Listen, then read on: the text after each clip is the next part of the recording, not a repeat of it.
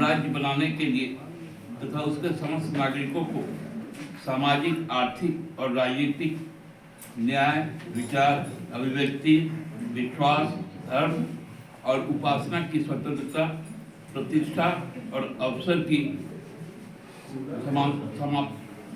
क्षमता प्राप्त करने के लिए तथा उन सब में व्यक्ति की गरिमा और राष्ट्र की एकता और अखंडता सुनिश्चित करने वाली बंधुत्व बढ़ाने के लिए हम दृढ़ संकल्प होकर इस संविधान को आत्मप्रतिष्ठित करते हैं।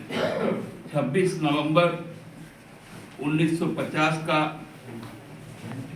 यह वाक्य हमारे देश के लोकतंत्र का मूल धर्म ग्रंथ है। इसी राष्ट्र धर्म ग्रंथ का जो स्वरूप है उसको अंगीकार करते हुए हम संघीय व्यवस्था में विश्वास रखते हैं।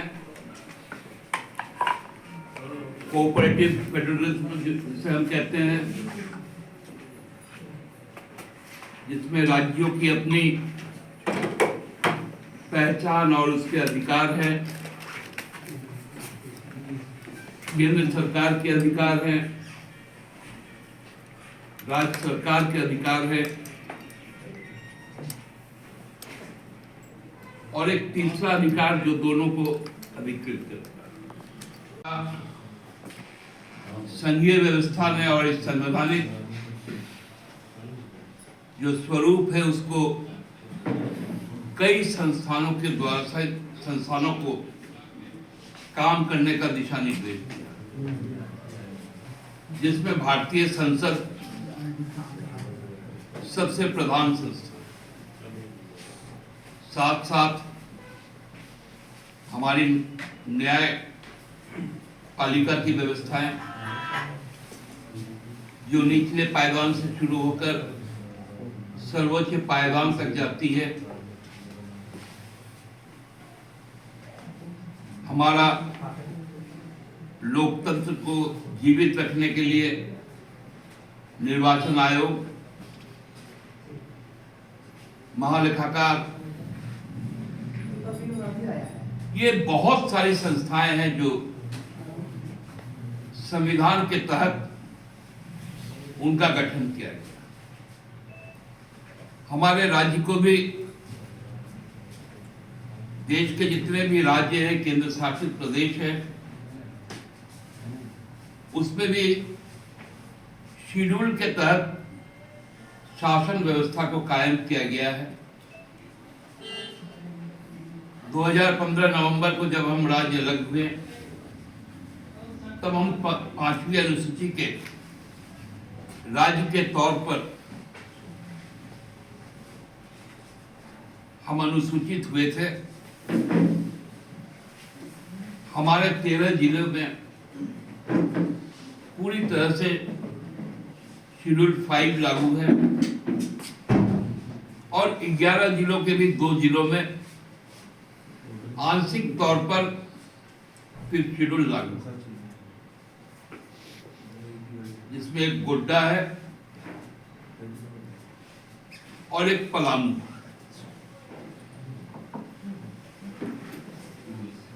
लेकिन आज जिस प्रकार इन संवैधानिक संस्थाओं पर हमले हो रहे हैं,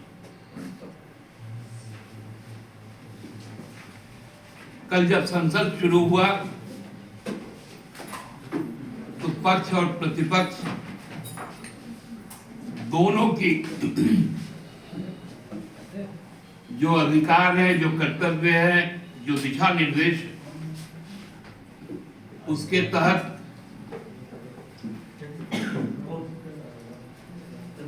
जब केंद्र सरकार को चुभने वाली एक सवाल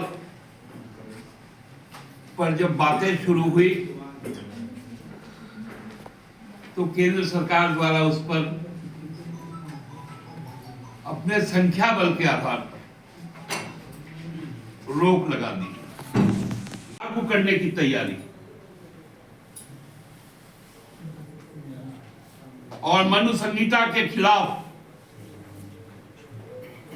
भारत के संविधान को बचाए अक्षुण्ण रखना हम सबकी न केवल जिम्मेवारी है, हम लोग आज के दिन यह शपथ लेते हैं कि हम अपने संविधान को किसी भी तरह से न छेड़छाड़ करने की कोई कोशिश होगी तो उसे बर्दाश्त करेंगे और ऐसे नापाक इरादे वाले को जैसे 23 तारीख को जवाब दिए थे उस जवाब अब हर 26 नवंबर को देने जा रहे हैं। धन्यवाद। जनता पार्टी को शोभा देती है। हम अपने काम के प्रति प्रतिबद्ध है। शपथ ग्रहण के बाद पहली कैबिनेट के बाद सरकार क्रियाशील होगी,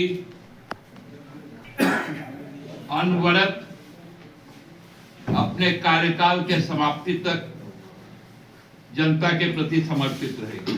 भाजपा ने आरोप लगा, जो मुझे हिंसा के बारे में मालूम है, भाजपा के लोगों ने अपने जो वोट को मैनेज करने का जिन मठाधीशों को पैसा दिया था, लोगों ने उनको नकार दिया और उस पैसे को उन्होंने डकाल लिया।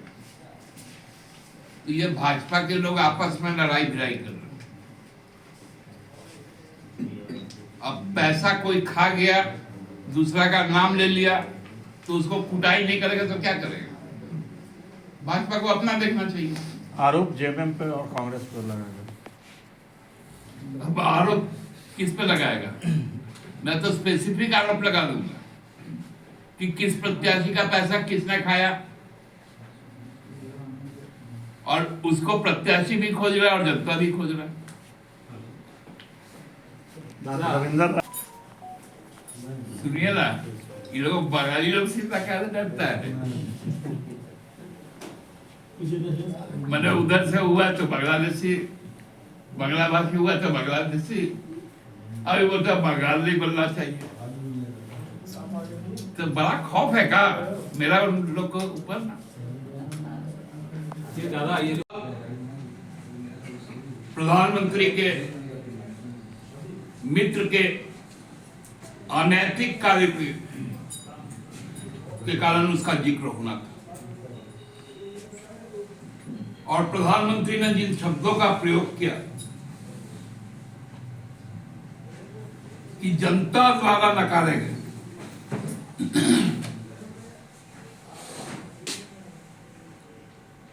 आप स्पष्ट बहुमत में नहीं है, आपका गठबंधन स्पष्ट बहुमत में है, लेकिन आपके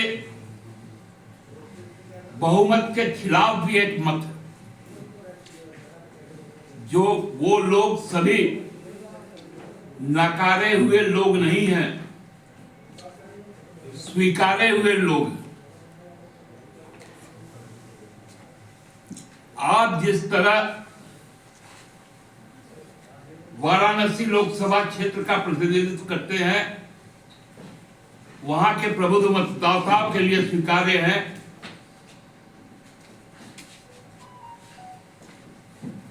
उसी तरह अमेठी, रायबरेली, राजमहल, दुमका और चाईबासा से भी जो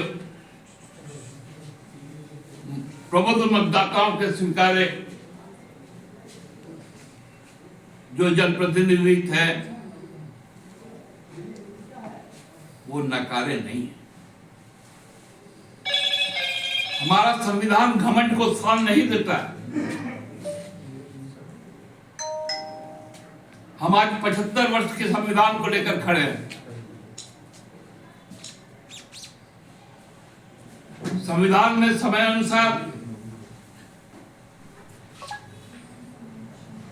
कई संशोधन हुए, कई कानून परिभाषित किए गए।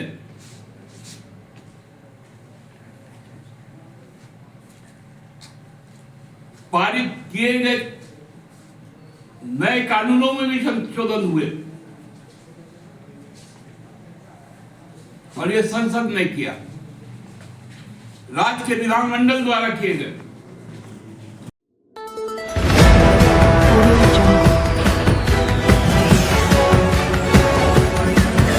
Audio